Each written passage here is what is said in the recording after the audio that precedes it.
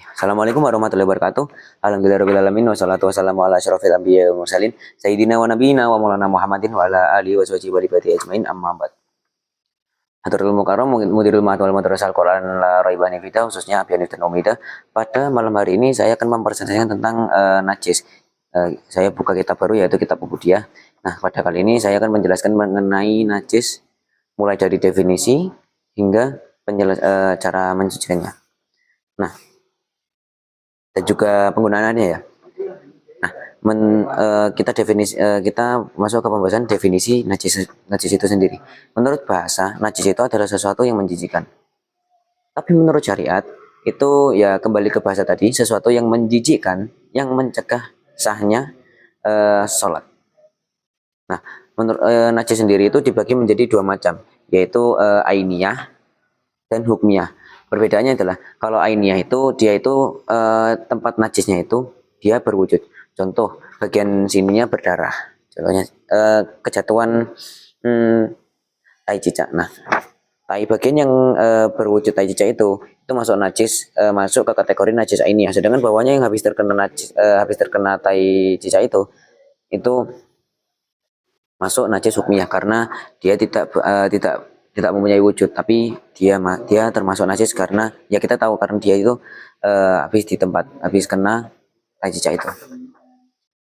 Nah, untuk cara penghilangan najis dua najis itu sebenarnya hampir sama, cuman ada perbedaan sedikit saja.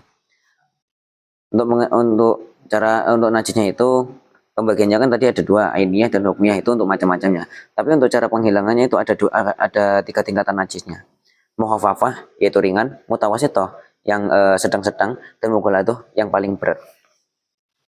Nah, untuk yang mukhafafah ini ringan, jadi najisnya itu kurang lebihnya itu hanya kencingnya bayi laki-laki yang hanya minum air ASI ibunya, ya ibaratnya ya kayak perut kosong gitu.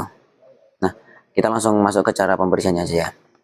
Untuk najis mukhafafah itu cara membersihkan atau penghilangan najisnya itu yaitu dipercikan air hingga rata, dan jika dia berupa ainiyah atau ada wujudnya itu harus hilang. Nah, ini untuk ketentuan yang lain ini sama, cuman untuk mutawasithah dan mughalathah nanti ada catatan tersendiri. Untuk mutawasithah itu harus dialiri air hingga bersih. Jika berwujud itu hingga benar-benar bersih.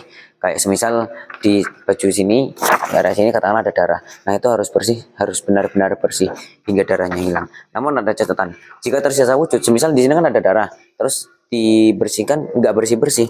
Nah, itu maka setelah dibasuh 3 kali, maka sudah dianggap suci karena dia itu bukan karena najisnya ada di situ, tapi karena mungkin darahnya kering kan akhirnya nggak bisa hilang. Nah, itu masih itu dimakfu kalau hitungannya. Untuk yang mughalathah ini yang berat itu dibasuh 7 kali, dan salah satu basuhan 7 kali tersebut dicampur debu. Nah, catatannya jika basuhan percikan basuhan itu menyebar, nah maka konsepnya itu dia menular. Jadi semisal di bagian sini ada najis mughalathah, terus disiram kena sini. Nah, bagian sini ini juga harus ikut dibersihkan sama kayak di sini, gitu. Terus kita langsung ke yang bagian terakhir kita, yaitu mengenai penggunaan air. Nah, untuk air, nah ini ada ketentuan, yaitu kan penggunaan air itu harus lebih dari 2 kolah untuk air yang banyak. Tapi kalau air yang sedikit itu air kurang dari 2 kolah.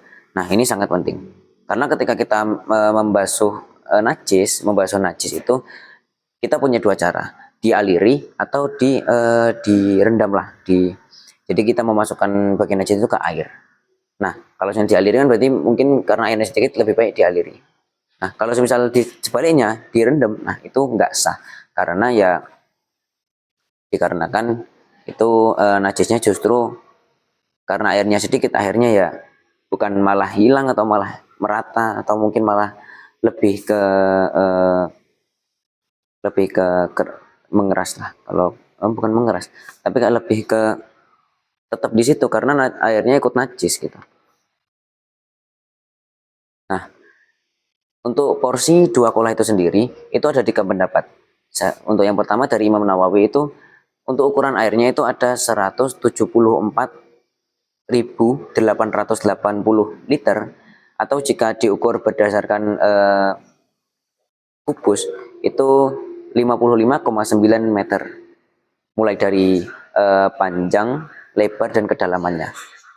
Jadi kalau kita hitung mungkin ini luasnya ya.